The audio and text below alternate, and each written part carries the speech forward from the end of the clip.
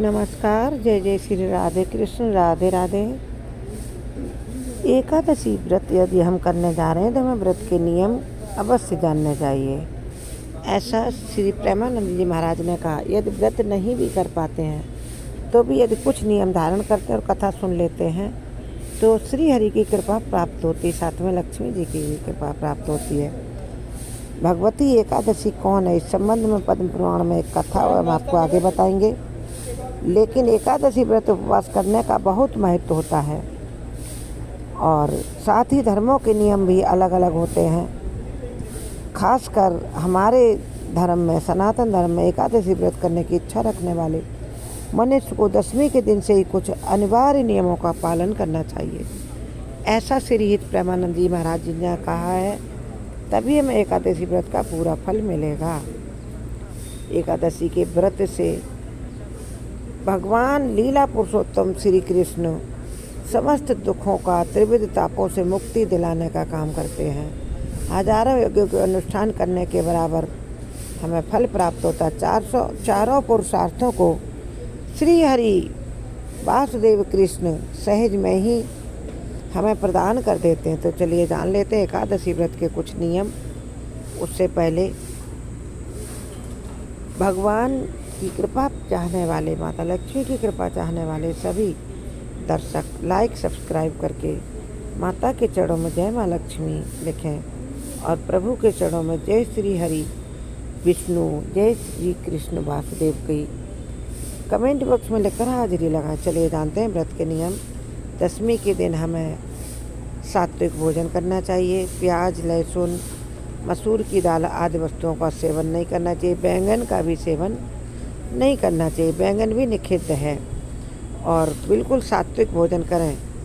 प्याज, लहसुन के साथ साथ मांस, मदिरा से भी दूर रहें तथा दशमी की रात को भी संपूर्ण नियमों का पालन करें, यानी ब्रह्मचर्य का पालन करें। भोग विलास से दूर रहें और प्रभु नाम सिमरन करके सोएं। व्रत का संकल्प लेकर सोएं। सुबह जागें तो फिर व्रत के नियमों का पालन करें। तो चलिए जान लेते हैं एक और नियम। एकादशी के दिन प्रायः लकड़ी का दातून न करें। नींबू, जामुन, आम के पत्ते लेकर चबा लें और अंगुली से कंठ साफ कर लें। वृक्ष से पत्ता तोड़ना भी वर्जित है। स्वयं गिरा हुआ पत्ता लेकर सेवन करें, यही ठीक है। यदि संभव न हो तो पानी से 12 बार कुल्ले करें। यदि पत्ते ना मिलें ताज़े कहीं आपको गिरे हुए तो पानी से साधारण कुल्ला कर लें। फिर स्नान आदि करके अपने घर के मंदिर में जाकर साफ स्वच्छ कपड़े पहनकर बैठें और संभव हो तो गीता पाठ करें या सुनें।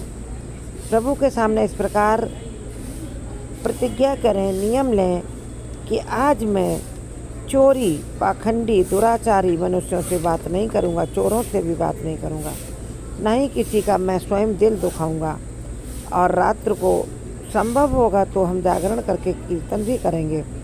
उसके पश्चात हमें प्रभु को प्रसन्न करने के लिए हर समय जितना संभव हो 12 अक्षर मंत्र ओम नमो भगवते वासुदेवाय, इस मंत्र का जाप करते रहना चाहिए। राम, कृष्ण, नारायण आदि विष्णु के शेष नाम को भी कंठ का आभूषण बनाएं, यानी समय मिले तो इनको भी पढ़ें।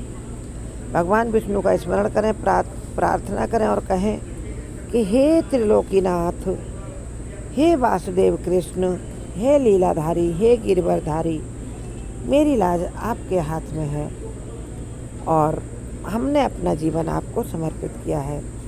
अतः मैंने जो प्रण किए हैं कि मैं चोरी नहीं करूंगा, झूठ नहीं बोलूंगा, चोरों से बात नहीं करूंगा, झूठे लोगों से बात नहीं करूंगा, निर्लज्जों से बात नहीं करूंगा और ना किसी को गाली दूंगा, ना किसी का दिल दुखाऊंगा। कुछ ऐसा काम नहीं करूंगा जिससे किसी का दिल दुखे।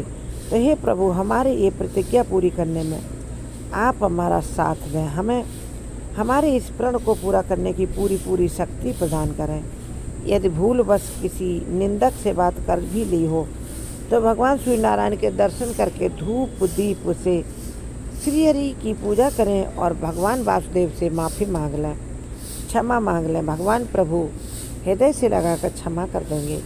एकादशी के दिन घर में झाड़ू नहीं लगाना चाहिए, क्योंकि चींटी आदि सूक्ष्म जीवों की मृत्यु हो सकती है। आज चींटियों को दाना अवश्य डालें, कुछ और नहीं। चींटियों को आप बूरा डालें, उनको चींटियों को रवा में चीनी मिलाकर डालें या आटे में चीनी मिलाकर डाल दें या गुड़ डालें। अधिक से अधिक मुख से न बोलने वाले शब्द भी निकल जाते हैं, तो इसलिए अधिक नहीं बोलना है, ज़रूरत भर की बात करनी है। इस दिन बाल नहीं कटवाने हैं, नाखून नहीं काटने हैं तथा सिर यानी बाल धुलने भी नहीं हैं। इस दिन यथाशक्ति हमें दान करना चाहिए, किंतु स्वयं किसी का दिया हुआ अन्न आदि कदापि ग्रहण न करें। दशमी के साथ मिली हुई एकादशी वृद्ध मानी जाती है और द्वादशी के साथ मिली हुई एकादशी जवान मानी जाती है। वैष्णवों के योग द्वादशी मिली हुई एकादशी का व्रत हमें करना चाहिए। त्रयोदशी आने से पूर्व हमें व्रत का पारण भी अवश्य कर लेना चाहिए, क्योंकि जब हमारा द्वादशी में पारण हो जाता है तभी में व्रत का संपूर्ण फल प्राप्त होता है। ऐसा पुराणों में भी लिखा है, ऐसा संत प्रेमानंद जी महाराज भी कहते हैं। एकादशी के दिन व्रतधारी व्यक्ति को गाजर, सलजम, गोभी, पालक आदि का सेवन नहीं करना चाहिए। केला, आम, अंगूर, बादाम, पिस्ता आदि अमृतमयी फलों का आप सेवन करें। यदि रह सके तो एक बारी फलों का भी सेवन करें। दिन में कई बार फलों का भी सेवन न करें। प्रत्येक वस्तु को भगवान श्री हरि वासुदेव कृष्ण को भोग लगाकर उस कर ही ग्रहण करें, लेकिन भोग लगाते समय याद रखें तुलसी दल अवश्य उसमें रखें, लेकिन तुलसी का पत्ता आज आपको नहीं तोड़ना है, ना तुलसी को छूना है। एक दिन पहले यदि आपने तोड़ लिया हो तो बहुत अच्छा, नहीं तो सूखा हुआ पत्ता भी पड़ा होगा तुलसी के पास, वह लाकर रख दो, उससे प्रभु प्रसन्न हो जाएंगे। द्वादशी के दिन दक्षिणा दान देना चाहिए, मीठा भोजन कराना चाहिए यथाशक्ति। क्रोध न करते हुए मधुर वचन बोलना चाहिए, ये ध्यान रखना है। और यदि गलती हो जाए तो प्रभु से माफ़ी मांग लीजिए। और इस व्रत को करने वाला दिव्य फल प्राप्त करता है और मनुष्य के सारे जीवन के कष्ट समाप्त हो जाते हैं। इस प्रकार हमें एकादशी के व्रत का पालन नियमतः अवश्य करना चाहिए। जब जब हमें ऐसा लगता है कि हमें एकादशी का व्रत करना है तो अवश्य शुरू करते हैं, क्योंकि हर लोग एकादशी के व्रत को करते नहीं हैं। इसका परम पुण्य प्राप्त होता है। और इस दिन क्या वर्जित है? इस दिन चावल का सेवन संपूर्णतः वर्जित है। चावल का भोजन भूलकर भी न करें, क्योंकि चावल जो है ना, ऐसा कहते हैं कि चावल का जन्म पानी से होता, मन चंचल होता। जय माँ लक्ष्मी।